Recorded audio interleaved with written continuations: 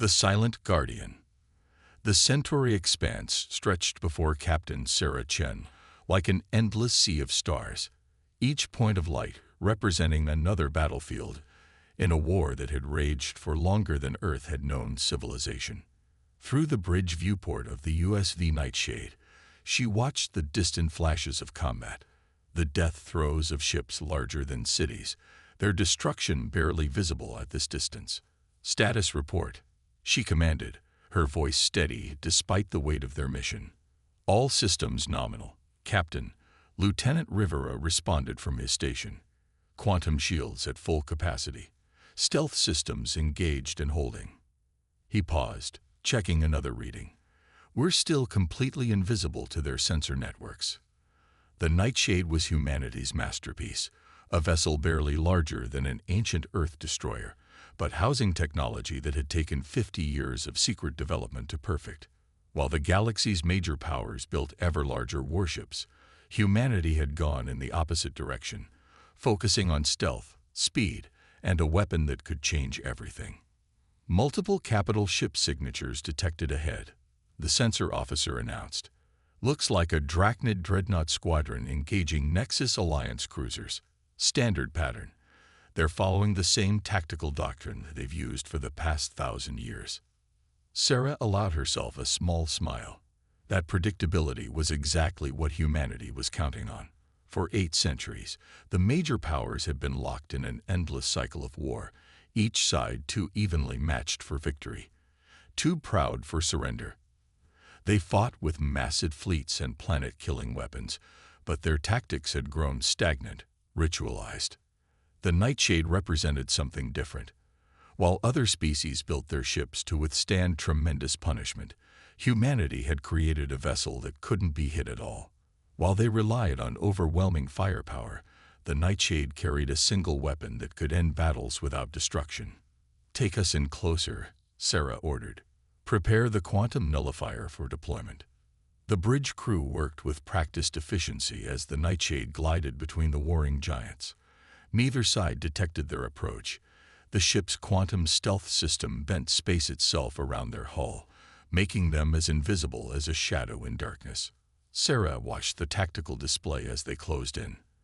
The Drachnid and Nexus ships continued their dance of death, massive energy weapons carving lines of fire through space. Such terrible destruction, and for what?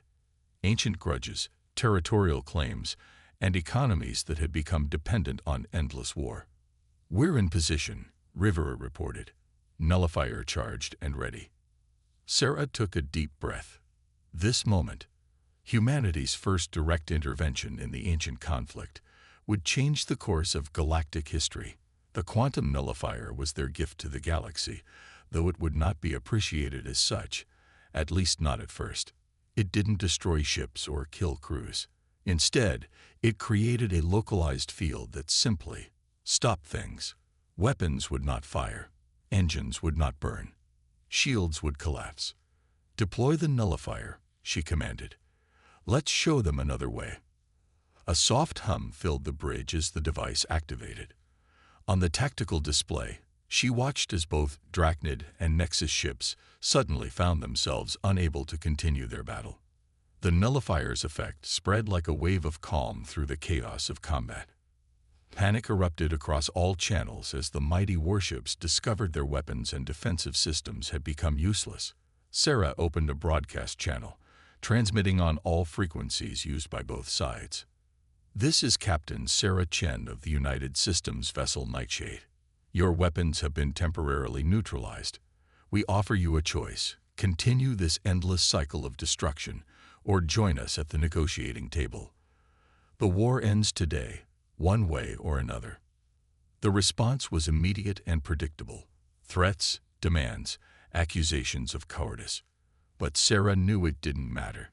The Nightshade had proven that humanity's path, subtlety over strength, innovation over tradition, could overcome even the mightiest warriors in the galaxy. As the crew began documenting the reactions and preparing for the diplomatic chaos that would follow, Sarah permitted herself a moment of pride. Humanity had watched this war rage for generations, building and preparing while others fought. Now, with their smallest ship, they would do what countless dreadnoughts and planet killers had failed to achieve. They would bring peace to the stars, breaking the lines. The grand chamber of the Galactic Conclave buzzed with barely contained fury. Representatives from 100 spacefaring civilizations argued in dozens of languages, their voices echoing off ancient walls that had witnessed countless failed peace talks. Ambassador Michael Reeves stood calmly at the center of the storm, the sole human representative in a sea of alien faces. "This is an outrage," thundered High Admiral Kovacs of the Drachnid Empire, his scaled skin flushed dark with anger. "Your species dares to interfere in matters beyond your understanding. That ship of yours, this Nightshade, has violated every convention of warfare." Michael kept his expression neutral, though internally he marveled at the irony. Conventions of warfare. As if there was anything conventional about 8 centuries of continuous battle. "The Nightshade's intervention has achieved what countless peace summits could not," he responded evenly. For the first time in living memory, ships of the Drachnid Empire and the Nexus Alliance float side by side without exchanging fire. Is that not worth considering? The Nexus Alliance representative, a towering crystalline being named Sphere of Distant Light, chimed in with harmonics of disapproval. "Your weapon is an abomination. It negates the natural order of combat. How can superiority be proven if weapons cannot fire?" "Perhaps," Michael suggested, "superiority need not be proven through destruction." He gestured to the holographic display showing the Nightshade's handiwork, an entire sector of space where the mightiest warships in the galaxy drifted powerless. "We offer an alternative path." The chamber erupted again, but Michael noticed something different in the chaos. The younger species, those who had known nothing but war their entire existence, watched with poorly concealed hope. They had been born into this conflict, their economies and societies shaped by endless battle. The Nightshade represented something they had never dared imagine: a way out. Back on the Nightshade, Captain Chen received the diplomatic feeds with growing satisfaction. The quantum nullifier had worked exactly as designed. But the true genius of humanity's plan went far deeper. They hadn't just created a weapon that could stop battles. They had shattered the very foundations of how the galaxy viewed conflict. "New contacts approaching the nullified zone," Lieutenant Rivera reported. "Looks like they're testing the boundaries." Sarah nodded. They had expected this. The great powers wouldn't simply accept their new reality without testing it. Let them come. The nullifier's effects are consistent and undeniable. Let them see that brute force is no longer the answer. The Nightshade's sensors tracked dozens of probe ships approaching from multiple vectors. Some tried to slip through using experimental stealth systems. Others attempted to overload the nullifier with massive energy signatures. None succeeded. The quantum nullifier's effects remained absolute within its sphere of influence. In the conclave chamber, Michael watched the attempts play out on tactical displays. Each failure strengthened humanity's position. "We understand your frustration," he addressed the assembly. "For millennia, the galaxy has operated on the principle that superior firepower equals superior authority. The Nightshade demonstrates another truth, that real power lies not in the ability to destroy, but in the ability to deny destruction itself." A murmur ran through the chamber as his words sank in. The Drachnid Admiral's scales had shifted to a more thoughtful hue. The Nexus representative's crystalline surface showed patterns of deep contemplation. "Your species is young," Sphere of Distant Light observed. "Yet you have created something that challenges the fundamental nature of our civilization." "How?" Michael smiled. This was the opening they had hoped for. "Precisely because we are young. We viewed this endless war not as a tradition to be preserved, but as a problem to be solved. The Nightshade represents centuries of human innovation focused on a single goal: finding a way to end conflict without perpetuating its cycle of destruction." As if to emphasize his point, new reports flowed in from the nullified zone. More ships had arrived, but not to test the barriers. These were civilian vessels, medical ships, and relief craft, the first such fleet to openly operate in a combat zone in centuries. The Nightshade had created something unprecedented, a true sanctuary in space. The balance of power was shifting, not through force of arms, but through the simple demonstration that another way was possible. Humanity's smallest ship had achieved what the greatest fleets in history could not. It had made the galaxy's warriors pause and think. The path to peace. The Nightshade's quantum drive hummed quietly as it maintained position near the edge of the nullified zone. Captain Chen studied the latest reports with growing concern. While the diplomatic channels buzzed with debate, ancient powers were mobilizing in the shadows. Multiple hyperspace signatures detected, Rivera announced. The Drachnid 7th Fleet is assembling beyond the nullifier's range. The Nexus Alliance is responding in kind. Sarah had expected this response. The great powers wouldn't surrender their way of life without a fight. What they didn't know was that the Nightshade was more than just a single ship. It was a proof of concept. Status of Operation Firebreak, she asked. All units report ready, Rivera confirmed. Humanity's entire stealth fleet is in position. 30 vessels, each equipped with quantum nullifiers, waiting at strategic points across the galaxy. This was humanity's true masterstroke. While the galaxy's attention focused on the Nightshade, other ships of her class had slipped into position around every major military installation, fleet anchorage, and strategic choke point. At a single command, they could bring the machinery of war to a complete halt. In the conclave chamber, Ambassador Reeves sensed the shift in atmosphere as the military reports reached the assembled delegates. The Drachnid Admiral's scales had turned almost black with rage. "You dare!" Kavax roared. "One ship we could tolerate as a curiosity. But this is an act of war." Michael remained unruffled. "On the contrary, Admiral, this is an act of peace, one that we are uniquely positioned to enforce. The age of dreadnoughts and planet killers is over. The question is whether you'll help us build what comes next." A new voice cut through the chamber's tension. First Speaker Helios of the Consortium of Free Worlds, one of the younger species that had long suffered under the shadow of war, stepped forward. "My people have lost 3 colony worlds in the past decade alone," Helios declared, "not to direct combat, but to stray shots from your glorious battles. The humans offer us something we've never had, a choice." The chamber erupted in overlapping arguments. The great powers threatened retaliation. Smaller nations pledged support to humanity's initiative.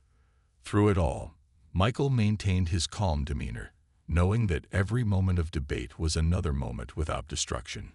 Aboard the Nightshade, Sarah received an urgent communication from Earth Command.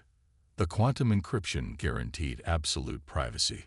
"Captain Chen," the message began, "our deep space sensors have detected unusual activity in the galactic core. Something is stirring, something old. Be advised that Operation Firebreak may have awakened more than just the ire of our neighbors." Sarah felt a chill run down her spine. The ancient legends spoke of beings that had watched over the galaxy since before recorded history. Had humanity's intervention drawn their attention? New contact. Rivera's voice carried an edge of disbelief. Massive energy signature emerging from hyperspace. Configuration unknown. It's like nothing we've ever seen. The tactical display showed something impossible. A construct of pure energy, larger than any ship ever recorded, materializing at the edge of sensor range. Its presence alone caused local space-time to fluctuate. In the conclave chamber, every communication device simultaneously activated, broadcasting a message in all known languages. "Children of the stars, your quarrels have awakened us. The human solution intrigues us. Perhaps it is time for the old ones to speak once more." The galaxy stood at a crossroads. Humanity had sought to end a war, but in doing so, they had attracted the attention of powers beyond their comprehension. The question now was whether these ancient beings would be allies in their quest for peace, or whether they represented a threat greater than any fleet. Thunder of silence. The being of pure energy towered over the nightshade, its form shifting like lightning contained within crystal. Captain Chen stood at her viewport, watching as streams of data cascaded across her displays. The entity defied conventional scanning. Its very existence seemed to bend the laws of physics. "We are the architects," it communicated directly into their minds. "We have watched your species' solution to this eternal war with great interest." Sarah felt the weight of ancient wisdom pressing against her consciousness. The architects weren't just observers. They were the original shapers of the galaxy, beings who had seeded the stars with life countless eons ago. "Your quantum nullifier," the entity continued, "it echoes our own methods from the time before time. But you have applied it with creativity." In the conclave chamber, Ambassador Reeves found himself facing not just the assembled delegates, but a manifestation of the architect's presence. The ancient being's arrival had transformed the political landscape instantly. Even the proudest military leaders stood in awed silence. "We withdrew from active governance of this realm long ago," the architect's voice resonated through the chamber. "We believed our children needed to find their own path. But this endless war, it was not what we intended." The Drachnid Admiral, his scales now pale with reverence, found his voice. "Great One, we have fought to honor the ancient traditions." "You have fought because you know nothing else," the architect interrupted. "But these humans, they have shown another way. Their technology does not destroy. It prevents destruction. This is elegant." Sarah received a priority transmission from Earth Command. The other architects had appeared simultaneously at every human nullifier ship across the galaxy. This wasn't just a first contact. It was a coordinated evaluation of humanity's entire peacekeeping initiative. "Your species is young," the architect addressed the Nightshade's crew. "You lack the burden of millennia of traditions and grievances. This has allowed you to see clearly what the older races could not, that peace must sometimes be enforced not through superior firepower, but through the denial of conflict itself." The tactical display showed something extraordinary. The architect was interfacing with the quantum nullifier, its energy patterns synchronizing with the device's field. The nullifier's effect began to expand, its radius growing exponentially. "We will help you," the architect declared to all. "Your solution is the first truly new idea we have seen in 50,000 years. It deserves to be nurtured." In the conclave chamber, the galaxy's powers watched in astonishment as their mighty fleets fell silent, one by one. The combined power of human innovation and architect technology was rewriting the rules of warfare across the entire spiral arm. "The choice remains yours," Michael addressed the assembly, his voice steady despite the momentous events unfolding. "But know that from this day forward, the option of endless war is no longer on the table. Humanity's gift to the galaxy is the enforcement of peace, not through destruction, but through prevention." The architect's presence seemed to pulse with approval. "You understand what your ancestors did not. The greatest power is not the ability to end lives, but the ability to preserve them. Your quantum nullifier does not create peace. It creates the opportunity for peace. What you build in that opportunity is up to you." Sarah watched as the galaxy's greatest fleets hung powerless in space, their mighty weapons silenced. Humanity's smallest ship had not only changed the course of history, it had awakened the very architects of creation. The war that had raged for 800,000 years was ending not with a grand battle, but with a profound silence. The real work, building a lasting peace, was just beginning. But with the architect's help and humanity's innovation, the future finally held more promise than threat. Dawn of Unity. 1 year after the architect's intervention, the Nightshade hovered near the newly established Galactic Peace Center, a massive station constructed at the former front lines. Captain Chen watched as ships from 100 worlds moved freely through space that had once been a killing field. The quantum nullifier network, enhanced by architect technology, had transformed the galaxy. War-torn worlds were rebuilding. Former enemies worked together to restore ecosystems destroyed by centuries of conflict. The great fleets had been repurposed. Dreadnoughts became city ships. Carriers transformed into mobile hospitals. Final report from the conversion teams, Rivera announced. The last military shipyard has been restructured for civilian production. The war economy is officially over. Sarah nodded, remembering the chaos of that first year. The transition hadn't been easy. Centuries of warfare had created entire civilizations built around conflict. But humanity's innovation, combined with the architect's guidance, had shown them a new way. In the Peace Center's Grand Hall, Ambassador Reeves stood with representatives from across the galaxy. The former Drachnid Admiral Kovacs, his scales now a peaceful blue, approached. "We were wrong about your people," Kovacs admitted. "We thought your interference was a sign of weakness. Instead, you showed us strength we never imagined. The strength to break the cycle." The architect manifestation, now a permanent presence at the Peace Center, pulsed with approval. In all our eons of watching, we never considered that peace could be enforced through prevention rather than power. Humanity's fresh perspective has changed more than just this galaxy. It has changed us. Michael watched as former enemies collaborated on joint projects, their ancient hatreds forgotten in the face of new possibilities. The Nightshade's intervention had done more than end a war. It had sparked a renaissance. "The quantum nullifier was just the beginning," he replied. "Now that we're not pouring resources into destruction, look what we can create together." The station's viewing window showed the results of this cooperation. A massive hyperspace gate was under construction, the first of many that would link the galaxy's civilizations closer than ever before. Ships of all species worked in harmony, guided by human innovation and architect wisdom. Aboard the Nightshade, Sarah received the final authorization from Earth Command. After a year of maintaining the peace, the ship had earned its rest, but its legacy would live on. The quantum nullifier technology, freely shared with all species under the new Galactic Accord, had become the foundation of a new era. "Captain," Rivera called out, "the architects are requesting permission to interface with our systems one last time." As Sarah gave her approval, the ancient being's energy merged with the ship's quantum field. In that moment, she understood their true gift.